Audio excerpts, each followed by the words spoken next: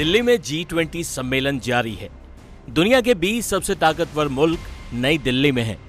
G20 देशों का मतलब है दुनिया की जीडीपी का 85% हिस्सा, वर्ल्ड ग्रॉस प्रोडक्ट का 80% हिस्सा, दुनिया की कुल 60% जमीन और दुनिया की 60% आबादी वाले मुल्क इस सम्मेलन का हिस्सा है। प्रधानमंत्री नरेंद्र मोदी सहित पूरा कैबिनेट अपने मेहमानों के स्वागत में जुटा है।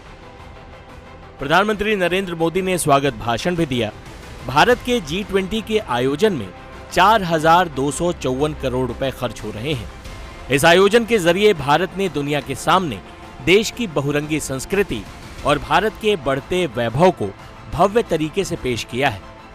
लेकिन लोगों के मन में सवाल है कि इतनी भव्यता से इस आयोजन पर हजारों करोड़ खर्च कर भारत को आखिर हासिल क्या होगा। G20 समिट भारत के लिए कैसे बम्पर फायदे की डील है, यह हम इस वीडियो में जानेंगे। दुनिया के 19 सबसे ताकतवर देश भारत में हैं। इन देशों के भारत आने से भारत में निवेश को बढ़ावा मिलेगा, जिससे रोजगार के अवसर पैदा होंगे।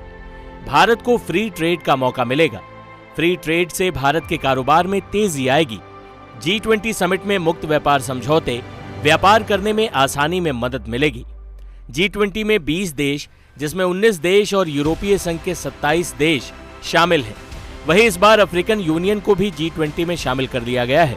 इस समिट से यूके और यूरोपियन यूनियन जैसे देशों के साथ मुक्त व्यापार समझौते में तेजी आएगी। G20 के 4 देशों के उदाहरण से हम इस समिट का भारत के लिहाज से क्या फायदा होगा, ये समझने की कोशिश करते हैं। सबसे पहले अमेरिका की बात करते हैं। अमेरिका से भारत को क्या मिलेगा? अमेरिका और भारत के बीच रिन्यूएबल एनर्जी को लेकर समझौता होगा। बैटरी स्टोरेज, ग्रीन टेक्नोलॉजी पर भारत और अमेरिका के बीच बातचीत हो रही है। इसके अलावा दोनों देशों ने मिलकर $1 अरब निवेश करने का भी समझौता किया है। वहीं ब्रिटेन से फ्री ट्रेड एग्रीमेंट, अनाज समझौता, कोरोना वैक्सीन रिसर्च और MCA फाइटर जेट इंजन पर बात हो रही है। जर्मनी से Bharat solar energy, green hydrogen, clean energy और UPI पर चर्चा कर रहा है।